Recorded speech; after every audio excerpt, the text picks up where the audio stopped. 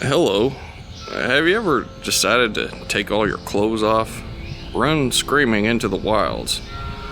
Maybe covered yourself in blood and animal bone.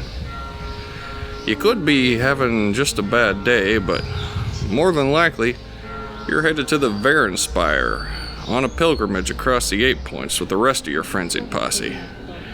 Of course, I'm talking about the Untamed Beasts.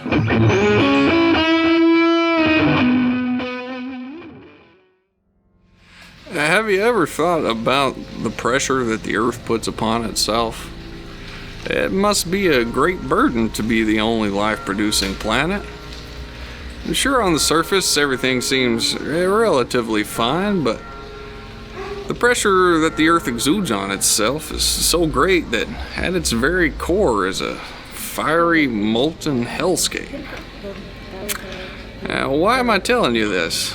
Well, unlike the Earth, we don't support every human being that has ever or will ever live, and so we can ignore certain pressures. More specifically, the assumed pressures that we put on ourselves. Pressures like painting that growing mound of gray plastic in your closet, or only having the nicest equipment, the best brushes, or even using the right paints. Now, I know certain paints like GW's contrast line catch a lot of grief for being noob paints or easy mode, but who really cares, right? If you're having fun, just ignore everyone else and do what you want. Any pressure that you feel is probably only placed there by yourself, so just relax. Use cheap brushes, contrast paints, heck, dunk your models in shellac for all I care. The only thing that's really important is that you're enjoying the time that you took for yourself, your hobby time. In the spirit of this idea, I'm going to be painting up a group of Untamed Beasts using only contrast paints, cheap brushes, and whatever else I decide to throw in the mix. They're my models, right? Here's what you'll need.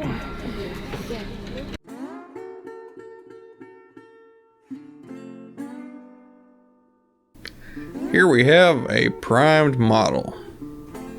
I just used airbrush primer, but white rattle can primer works just fine too.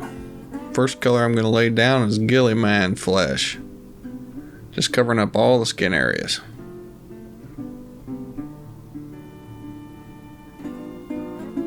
Okay, let's try another one.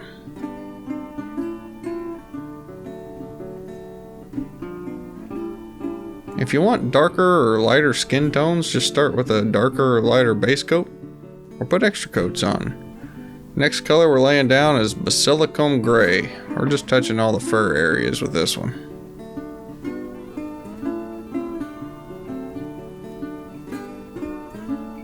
Next up, Gore Gruntafur. We're going to place this on any areas that are leather.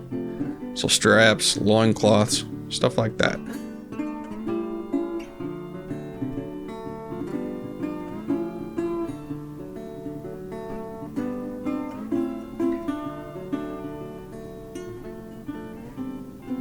May have to switch to a smaller brush for some of these smaller straps.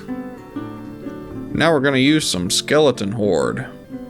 This is just a sepia toned bone color contrast paint. So put it on any of the weapons or bones sticking out of their little bands there. I'm just kind of glopping it on.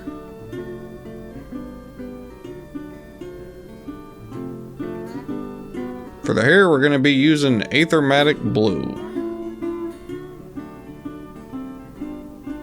You may have to put a couple of coats on for this to get it to the tone that you like.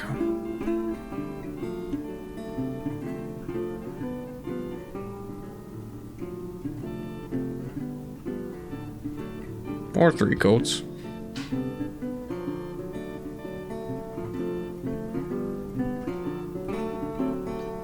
Next up, we're just gonna dot these eyes with a little black.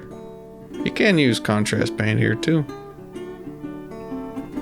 These are just tabletop quality models. Just something easy and fun to do. If you want to really dress these up, put down some basing grit. This is just some out-of-the-pot stuff from GW. But you can do the same thing with craft paint and sand and glue. Cover up those edges for a nice clean look. And any areas that you get paint that you don't want it, just use a little bit of wraith bone to cover it up. Finally, a little daub of Gorilla Glue and some plants. And you've got a pretty decent looking little model here. Again, the hobby time is for you, so enjoy it. Don't worry about what other people say. Use contrast paints. They're fun, easy, and they actually look pretty good. Alright, that's it guys. Thanks for watching. I hope you'll subscribe, be kind to one another, and we'll talk to you later.